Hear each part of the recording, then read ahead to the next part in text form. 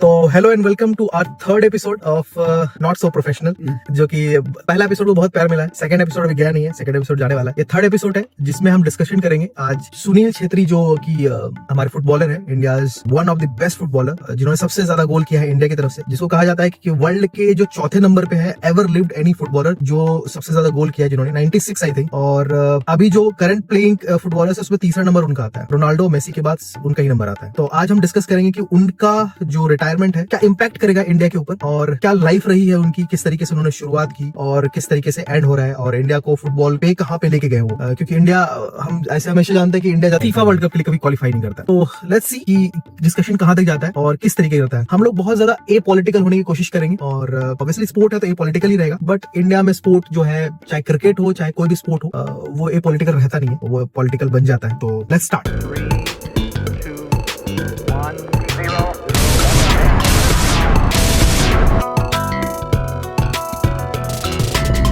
हाँ जी, है भाई। हाँ जी, तो अगर आपको सुनील छेत्री के बारे में कुछ जानना हो तो फीफा की तरफ से एक सीरीज क्रिएट की गई है, कैप्टन फैंटास्टिक करके। तो उनके ऊपर शॉर्ट सीरीज है 3 एपिसोड की, तो आप देख सकते हो। और फीफा ने काफी अप्रिशिएट किया है, पहले भी उन्होंने पोस्ट भी शेयर की थी कि रोनाल्डो और मेसी के बाद सबसे highest goal scorer Sunil Chhetri है। तो हाँ, आप देख सकते हो। और सनी भाई, मेरी तरफ से यही है कि एक्चुअली इंडिया जैसे देश में ना, जहाँ बेसिकली क्रिकेट जैसे स्पोर्ट्स को बहुत ज्यादा पब्लिसिटी मिली है, काश मुझे लगता है कि और भी स्पोर्ट्स को उतना ही मौका मिलेगा तो हम फीफा में भी क्वालिफाई करेंगे as a football team, right, soccer team. तो वही मुझे लग रहा है कि अगर प्रॉपर प्लेयर्स को फैसिलिटीज मिले, जैसे हमारे पास वर्ल्ड बेस्ट प्लेयर है सुनील छेत्री, हम और भी प्लेयर प्रिपेयर कर सकते हैं। सुनील जी इसमें हमारी मदद कर सकते हैं। अगर मैं पॉलिटिकल नहीं होने की कोशिश करता हूँ, बट मैं आइडियोलॉजी बता रहा हूँ अपनी, कि एटलीस्ट इंडिया को ये करना चाहिए कि दूसरे स्पोर्ट्स को भी उतना ही सपोर्ट करे जितना वो क्रिकेट को करते हैं। Things are more commercialised, that's why they supporting more cricket. I think benefit वहां से ज्यादा है, दैट्स व्हाई।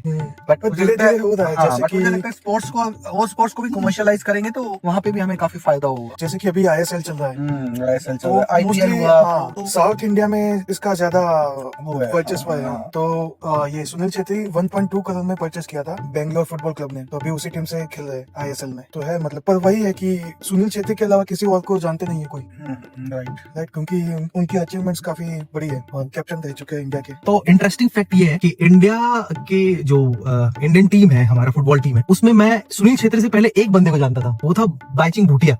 ठीक है, और बाईचिंग भूटिया भी फॉरवर्ड खेलते थे, उसी को रिप्लेस किया है हमारे सुनील छेत्री ने। जो फॉरवर्ड खेलने वाले हैं उन्हीं को हम जानते हैं, क्योंकि मेहनत भी वही कर रहे हैं, ठीक है, गोल्स भी ज्यादा वही कर रहे हैं, चांसेस भी ज्यादा होते हैं। तो मैं सुनील छेत्री के बारे में कुछ बातें बताता हूँ आपको कि सुनील छेत्री जो है अभी 39 ईयर्स ओल्ड हो गए हैं। उनका जन्म 3 अगस्त 1984 में शायद हुआ है, राइट। तो अभी इंडियन सुपर लीग में वो बेंगलुरु की तरफ से खेलते हैं, जैसा कि हैरत भाई ने बताया। और इंडियन टीम को अभी जो करंट कैप्टन इंडियन टीम का, वो सुनील छेत्री ही है अभी भी। उनको 2011 में उनको अर्जुन अवार्ड मिला है, second highest award in sports. उसके बाद उनको खेल रत्न अवार्ड भी मिला है, जो कि हाईएस्ट अवार्ड है एक किसी भी स्पोर्ट प्लेयर का। उनको पद्मश्री भी मिला है, जो कि 4th हाईएस्ट सिविलियन अवार्ड है इन इंडिया। और उन्होंने अपना करियर जो है वो मोहन बगान, सबने सुना होगा, मोहन बगान की तरफ से शुरू किया। और 2002 में उन्होंने खेलना शुरू किया था फुटबॉल, किसी भी एक फ्रेंचाइज या फिर एक एस्टेब्लिश टीम की तरफ से। वो अमेरिकन क्लब में भी थे पहले शायद, आई थिंक यस। मेन जो मुझे लगता है कि इंडिया के लिए बहुत शर्मनाक बात है कि 140 करोड़ की पॉपुलेशन होने के बाद में इंडिया कभी फुटबॉल के लिए क्वालिफाई नहीं कर पाता। क्रोएशिया जैसे जो कंट्रीज हैं जो वर्ल्ड कप लेके आ रही है, उनकी पॉपुलेशन मुझे नहीं लगता कि 5 करोड़ से भी ज्यादा होगी। और 5 करोड़ भी मतलब मुझे लग रहा है बहुत ज्यादा नंबर बोल रहा हूँ मैं, लेकिन इंडिया जैसे देश जो 140 करोड़ की पॉपुलेशन और फिर भी वो फीफा के लिए क्वालिफाई नहीं कर पाता। तो यहाँ मेन रीजन है टेक्नोलॉजीज का, कि जो टेक्निकल चीजें जो एक फुटबॉलर को प्रोवाइड की जाती है, जैसा कि सनी पाजी ने बोला कि क्रिकेटर्स को तो पूरी दुनिया पूछती है, लेकिन जो फुटबॉलर्स होते हैं उनको इतना नहीं मिलता। और सारी की सारी गेम पैसे की, आप देखा जाए तो पैसे की गेम है। क्रिकेट से पैसा आता है और फुटबॉल से पैसा नहीं आ रहा होगा अभी इतना, मेरे अकॉर्डिंग तो।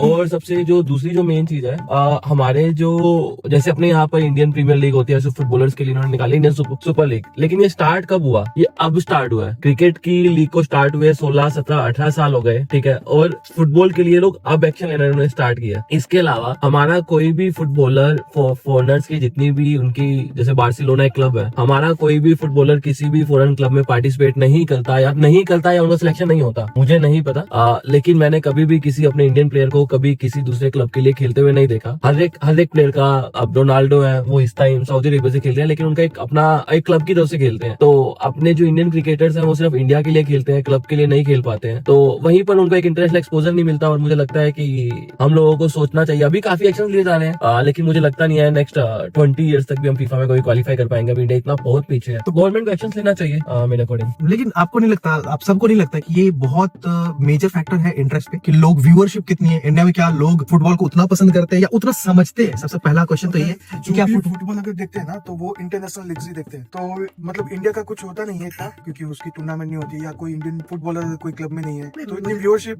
सिर्फ इंटरनेशनल। मेरे को लगता है कि व्यूअरशिप बढ़ सकती है। पहले हम क्रिकेट को भी नहीं जानते थे विजेंद्र, राइट? तो हम क्रिकेट जैसे प्रमोट हुए, जितने अब मैचेस कितने ज्यादा होते हैं, पब्लिसिटी कितनी ज्यादा होती है, मार्केटिंग कितनी ज्यादा होती है, राइट, क्रिकेट की, तो हमने देखना स्टार्ट कर दिया। अब ऐसे ही जैसे बच्चे फुटबॉल में इंटरेस्ट लेंगे, वो खेलना स्टार्ट करेंगे, ऐसे क्लब्स बनेंगे जैसे पाजी ने कहा है, तो हम फुटबॉल भी देखेंगे, क्योंकि actually we are sports country by nature, ठीक है, and we should be, right. और हर गेम को उतना ही हमें सपोर्ट करना चाहिए जितना हम क्रिकेट को करते हैं। हमारा नेशनल गेम क्या है? Hockey, right now. हाँ, लेकिन अगर हमें भी बोला जाए कि अगर 5 प्लेयर के नाम बता दो हॉकी के, तो हम भी नहीं बता पाएंगे, बिकॉज मैचेस नहीं है, उतने मैचेस ही नहीं है, मैचेस भी नहीं है और उतना ज्यादा प्रमोशन भी नहीं है। हाँ, उतना ज्यादा प्रमोशन नहीं है। जितना आप देखोगे उतना आप मेमोराइज करोगे ना। अगर आप एक बार इंटरनेट पे जाके हॉकी प्लेयर्स के नाम याद कर लोगे, वो 5 दिन के लिए, राइट, बट आप उसको कंटिन्यूस देखोगे, then you will remember it, you will memorise it, right. किसी को पूछो कि हॉकी प्लेयर का नाम, तो सिर्फ एक नाम बोलेगा, वो मेजर ध्यानचंद। उसके बाद किसी और के बारे में उनको पता भी नहीं है। नहीं, हमारे पास बहुत अच्छे हॉकी के प्लेयर्स हुए हैं, even I am not able to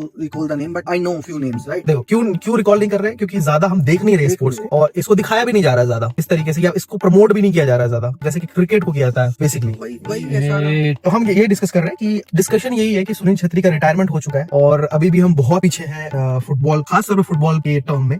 तो क्या इम्पैक्ट आएगा? क्या हम फिर से उसी एरा में चले जाएंगे जहाँ पे बिल्कुल भी कोई नहीं है, या सुनील छेत्री को अभी कोई रिप्लेस करेगा? ऐसा कोई नाम आप लोग के जहन में आता हो? क्योंकि मेरे जहन में तो अभी कोई नहीं दिख रहा है, जो भी अभी करंट इंडियन फुटबॉलर है उसमें कोई भी नहीं दिख रहा है कि वो उस सुनील छेत्री के जो अचीवमेंट्स हैं, जो जिस तरह का प्लेयर वो है, जिस ऑरा के प्लेयर है, उसको रिप्लेस कर पाए कोई। तो क्या इम्पैक्ट आएगा ये तो आने वाला वक्त बताएगा। लेकिन जैसे मुझे लगता है कि Sunil Chhetri as a captain तो रिटायर हो रहे हैं, लेकिन फिर भी वो हमेशा इंडिया के साथ रहेंगे, एज अ मेंटर वो रहेंगे। तो मुझे नहीं लगता इतना बड़ा ह्यूज इम्पैक्ट आएगा, क्योंकि उनकी गाइडेंस यंगस्टर्स के साथ में रहेगी, और वही चाहिए होती है, एक गाइडेंस ही चाहिए होती है इंसान को आगे आने के लिए। और जहां तक बात है, जैसे संदीप जी ने बोला था कि हमारा जो क्रिकेट है, क्रिकेट को हमें इतनी प्रायोरिटी मिल रही है, लेकिन फुटबॉल को प्रायोरिटी नहीं मिल रही है। जहां तक मुझे लगता है एक सिंगल पर्सन पूरे उसको बदल देता है। तो मुझे लगता है जैसे इंडिया को 1983 में कपिल देव जी ने वर्ल्ड कप जितवाया था, तो एक सिंगल पर्सन चाहिए जो एक बार इंडिया को फीफा में क्वालिफाई करवा दे, उसके बाद में वो अपने आप से ही बिना कुछ पुश किए इंडिया चीजें बदल जाएंगी। एक बार ही सिर्फ इंडिया की फीफा में क्वालिफाई होने की देर है, फीफा में क्वालिफाई होते ही सारी व्यूवरशिप उसी साइड जाएगी। हर एक इंसान के पास में पैसा है, लोग पैसा इन्वेस्ट करने के लिए रेडी हैं। ऐसा नहीं कि लोग फुटबॉल के ऊपर पैसा इन्वेस्ट करने के लिए रेडी नहीं है, लेकिन लोग सोचते हैं कि हम पैसा लगा रहे हैं, हमारे पास में रिटर्न आए। हर एक इंसान, कोई इंसान ऐसी जगह पैसा नहीं लगाएगा जहाँ उसका पैसा डूब जाए। तो अगर कोई चीज तरक्की करेगी, किसी पे विश्वास होगा, दुनिया को विश्वास होगा कि ये चीज आगे बढ़ेगी, तो लोग उस चीज पर पैसा लगाएंगे। तो फुटबॉल अगर एक बार इंडिया क्वालिफाई करता है, लोगों में बिलीव बढ़ेगा कि फुटबॉल में से भी आ सकती है चीजें, ठीक हो सकती है। तो मैं इतना एग्री करता हूँ कि इनको बेस प्रोवाइड, इनको सारी स्किल्स बहुत सारे। अब जैसे हमारे यहाँ पे क्रिकेट ग्राउंड तो हर जगह दिखते हैं हमें, लेकिन फुटबॉल ग्राउंड कितने दिखते हैं? मेरी सिटी में तो एक भी नहीं है। फुटबॉल ग्राउंड है भी, तो उस फुटबॉल ग्राउंड को यूज किया जा रहा है as a cricket ground, as a cricket ground use किया जा रहा है। स्कूल में भी मतलब होना चाहिए कि क्रिकेट के अलावा भी फुटबॉल और वो सब पे ज्यादा फोकस है। तो बेसिकली हमें सुनील छेत्री नो डाउट बहुत बड़े इम्पैक्ट प्लेयर है। उन्होंने बहुत ज्यादा डिफरेंस क्रिएट किया है as a Indian in football, world football. लेकिन हमें अभी चाहिए कोई बहुत बड़ा player, just not one, at least like 4-5 player ऐसे चाहिए जो सुनील छेत्री के लेवल के हो और हमें फीफा में क्वालिफाई करा पाए, ताकि ये स्पोर्ट भी क्रिकेट के जितना नहीं तो क्रिकेट के आसपास बढ़ा पाए उसको। करेक्ट। तो we will end our discussion. Only one thing, there is no competition between the games, but मुझे लगता है हर गेम उतना ही जरूरी है जितना दूसरे गेम्स जरूरी है। तो जिसका जैसे इंटरेस्ट हो वो वैसा खेले और बहुत अच्छा खेले, तो हम हर चीज में क्वालिफाई भी करेंगे और हम कप्स भी लाएंगे, राइट। सो एंड नोट लेते हैं। तो मेरे तरफ से ये है कि सुनील छेत्री ने बहुत ज्यादा इम्पैक्ट किया है हमारे इंडियन फुटबॉल को, और आगे भी वो करते रहेंगे as a mentor. This is what I am expecting. So उनके जाने से दुख तो जरूर है, लेकिन ऑब्वियसली ये गेम है, ये जवानी का गेम है, जब तक जवानी है तब तक रवानी है, और अब आगे। तो हाँ प्रकाश, एंडिंग और सुनील छेत्री जी ने जो देश के लिए किया उसके लिए उनका बहुत बहुत धन्यवाद, और हमें इंडिया को ऐसे और प्लेयर्स चाहिए। So thanks a lot Sunil Chhetri for whatever you did for our Sunil country. Chhetri, we are proud on you. Yeah, proud on you. We are proud on you. Hope we see you in next episode.